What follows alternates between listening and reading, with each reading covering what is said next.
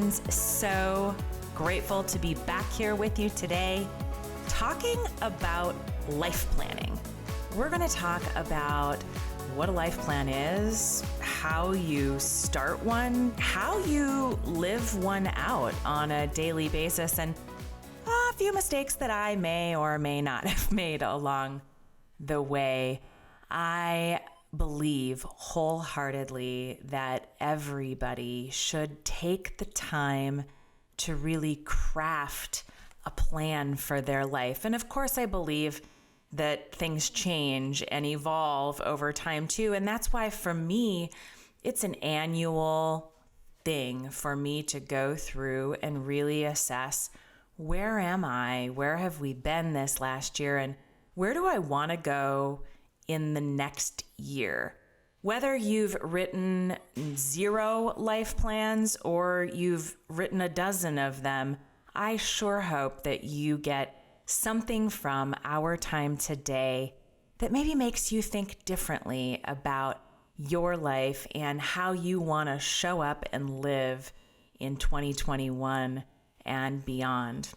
So before we dive in, I want to tell you a little story and or give an admission regarding life plans. So it was 24 years ago that I went to my first event and I heard the whole concept of life planning. Now, this was before coaching was cool. It wasn't even a thing. There wasn't a coach for everything like there is today, or seemingly there is today.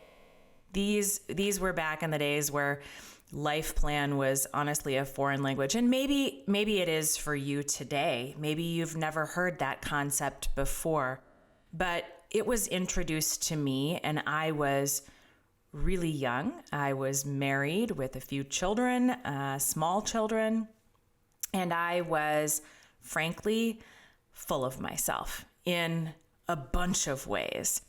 And I want you to know that when I did that first life plan exercise, it was full of selfishness instead of selflessness. It was full of what I perceived that somebody else wanted to see in me instead of what it was I really wanted to be. And it really was a beautifully crafted plan. It was all of those things. You see, I believe that you can write a beautiful plan, and I'm pretty good at putting a plan together. I'm pretty good at writing things. I've always been able to see something and then put the pieces together in a way that made sense. And when somebody else looked at it, they're relatively impressed. But guess what? Writing a life plan is not about impressing anybody else. And for me, at that moment in my life, in that season, it absolutely was, for me, about impressing somebody else, about putting together this beautiful plan the way that I thought they wanted to see it for me and my growth in my business and my life. And frankly, things were a hot mess in my life. And if I fast forward just a couple of years, I found myself in a position where I had written a few of those beautifully crafted plans for my coaches, and yet I was living a life that was nowhere near the life that I wanted to live. I found myself in a situation where I was sitting in an empty house with very little furniture, very little personal belongings, and I was going through a divorce. I had never felt more alone in my life, and I can tell you that it was in that moment that I decided I was going to write a life plan, and I wasn't just going to write it anymore, and I wasn't going to write it for the purpose of it being this beautifully crafted thing for somebody else to consume, but rather writing it from a place where I was connected at my heart to what it was I really wanted and honestly, what I didn't want. I wasn't proud of myself at that time. I had made money a priority over a lot of things in my life. I had certainly made a variety of bad choices that got me to the place that I was. And I had some work to do on myself that was a lot of heavy lifting for me. This exercise isn't super easy if you're really being honest with yourself. It shouldn't be easy. It should make you a little bit uncomfortable, right? I think about growth, and I think about where we should and could and have the capacity to go. And if it doesn't kind of rub you a little bit and make you uncomfortable, frustrated, then the likelihood is it's probably not deep enough. It's probably not real enough if there's not some serious effort that needs to occur in order to make it happen and or doesn't make you uncomfortable. Oftentimes, when we look in the mirror and we really assess the decisions that we've made and some of the places that we are, we have to start with an awareness of the fact that it's decisions we made that got us to where we are today. The beautiful, beautiful thing, as hard as it is to look in the mirror and see those things and admit them to yourself, the cool thing about that is you can also make choices that move you in an entirely different direction. And it was that year when I was sitting on the floor of my basement bedroom with my stool and my little twin mattress going, I'm starting over again, that I knew I needed to do something differently. And I started on a path that looked entirely different than it did before with regard to life planning. So what's a life plan anyway? What does that look like? Again, I'm here to tell you that there is no perfect way to go about it, but it does start with a picture of where you want to go. And I know, as I mentioned, that for me, that was really tough for me when I honestly looked at it. There was a whole lot more of what I didn't want to happen versus what I did. And that was really helpful to me in crafting reality, right? What didn't I want to happen helped me with what I needed to do. Like, I didn't want to be divorced again. Therefore, I needed to make decisions that would show up differently in a new relationship that I would have. I didn't want for my daughters to be teen moms as I was, as my mother was, as my grandmother was. And I knew that I needed to make decisions that would lead to that not being the case. Of course, can't control all things, but I knew that that was something that was important to me. I knew that I didn't want to die of an illness that could be created from me smoking. I was a smoker at the time, and therefore it was in my life plan that I needed to do some things in order to quit smoking, for example. But it all starts with a picture, whether that's a picture that you can clearly see of what it is you want things to look like, or it's a picture of things that maybe you don't want to see. Either way, it begins with that. So I invite you to find a quiet space. That would be number one. For me, as I am thinking about the year ahead and I am looking at what do I want to happen, I like to fast forward and think about myself being at Thanksgiving next year, right? Being in this season of the holidays, it just for me is the space where I start thinking and dreaming and planning for the next year. I like to go out and walk.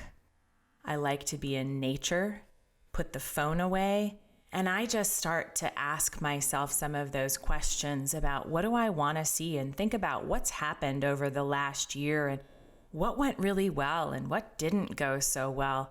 And just get into that space where I'm not distracted by my phone and my computer and my office and, well, children, a spouse, things like that. Just get out into nature and think. I do have a few places that I love to then go write. But for me, it's really important that I shut everything else down, and I encourage others to do the same, because those distractions don't open you up to really connecting with what's going on in your heart, right? And this is largely a heart exercise. I love to ask some key questions. And so some key questions for me, big picture wise and shorter term. Big picture wise, looking down the road a piece, I like to say, hey, take a look at your retirement, right? Who's there with you? What are you doing? What's important to you about the relationships that you have? As you're looking, that for you could be 5 years from now, it could be 10 years from now, it could be 20 years from now, but most of us can look forward at retirement. I know a lot of life plan examples will go through, write your eulogy. I like to look at retirement because, frankly, it came from a conversation my mother and I had, and she was telling me that it was really important to her to think about, as she's in retirement now, looking at where she's at and what she wants and what's important to her at this space and time. And there's a lot of life still left at that point, right? But once you get there, what do you want, right? There's a whole bunch of time. Who are you going to be spending it with? What are you going to be doing? Psalm 90:12 says, "Teach us to number our days, that we may gain a heart of wisdom." Now, it's clear that what we do with the time that we have is truly important, and that we have a finite, yet unknown time remaining here on this earth. None of us know when our last day is. When you've reached the end, the question is, what would be most important to have others say about you? And then the follow-up question is, are you living in a way that would have them do so? So I don't necessarily, want to write my eulogy again and again, but I do like to think about that. I like to think about the reality of, if tomorrow's my last day, what would people say about me and how I showed up to them? It's a tough question, but really a worthy one. What do you want to leave behind, if anything? What's your legacy? I was talking to one of my awesome clients today who I think is one of the most fun human beings on the planet, and we were chatting about the legacy that she's going to leave behind. And I don't know about all of you, but there's always seems to be a neighbor or a teacher or somebody that you remember that you tell stories about. I tell stories to my kids about Grandma Larson and George and Annabelle, who were neighbors of mine that absolutely influenced my upbringing. I then had a neighbor who was a pastor, and I ended up babysitting their kids, and they certainly spoke into my life and invited me into youth group and made an impact by planting seeds in my life. I know that this client that I was talking to is absolutely doing that with the neighborhood kids. She is leaving a legacy behind. People are going to be talking about the stuff that she does and the fun that she has for many, many years to come. How are you showing up, and what legacy are you leaving behind? It doesn't necessarily have to be those tangible things, oftentimes people immediately get triggered to financial leaving behind. And maybe that is part of your plan, but what are you leaving behind in terms of stories people will tell, things that people will say? What are you not doing right now that if you were doing, you'd get closer to that desired end result? So let me repeat that again. What are you not doing right now that if you were doing, it would get you closer to that end result? Each one of us, if we're honest, there are a couple of things that we know we could do better. We could be more encouraging. We could take a pause and listen better. Maybe we could give more generously of our time. Maybe we could be more intentional about time with our kids or our spouse, or maybe even ourselves, so that we could pour into others.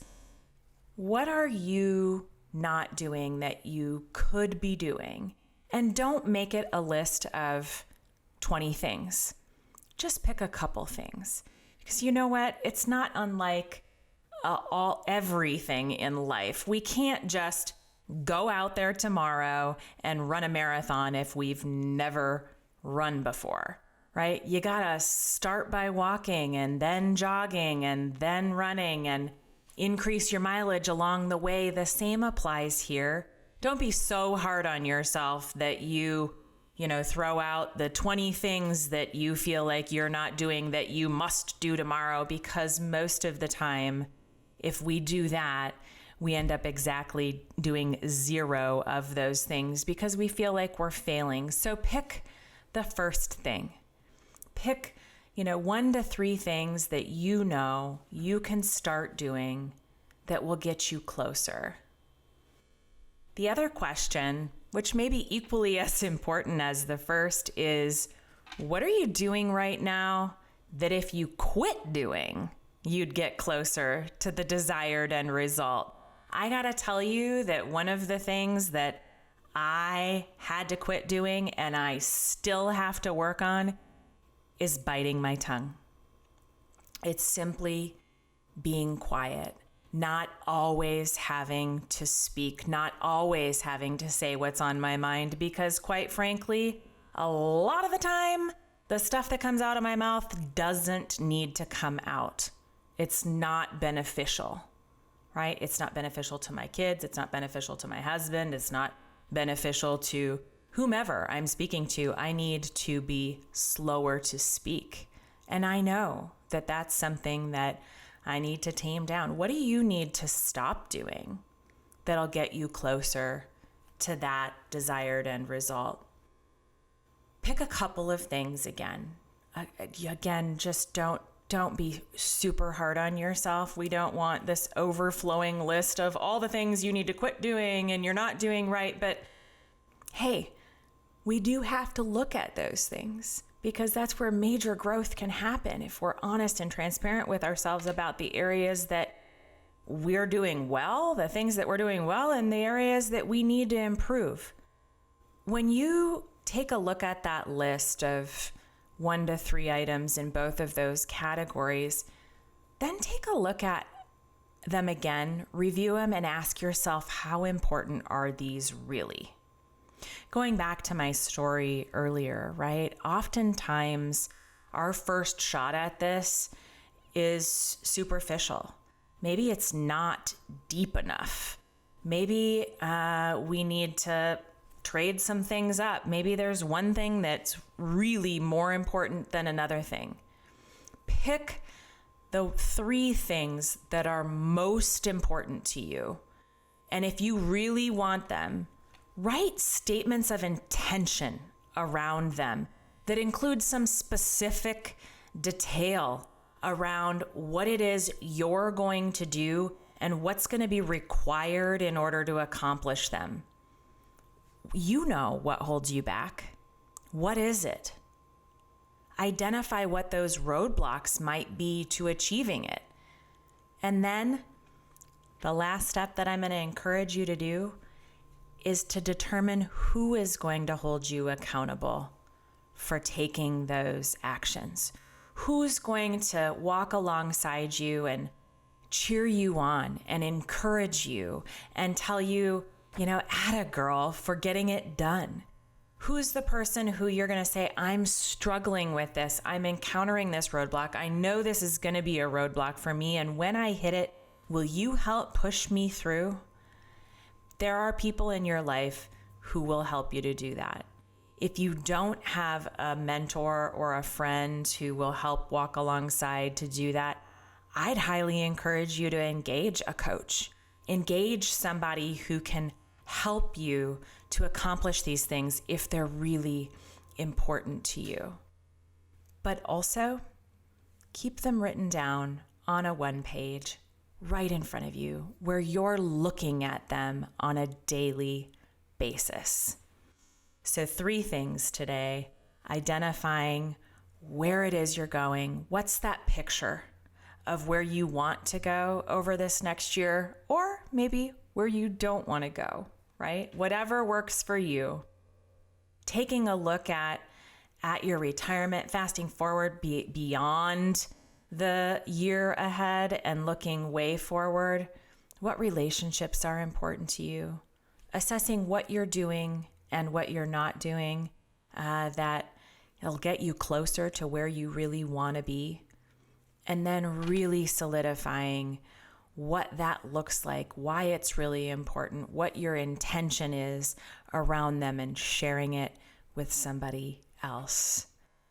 I hope that this is encouraging to you on your journey. I know that you will gain a heart of wisdom through numbering your days and taking a look at where it is you are and where you really want to go. Here's to peace on your journey. Look forward to talking to you soon.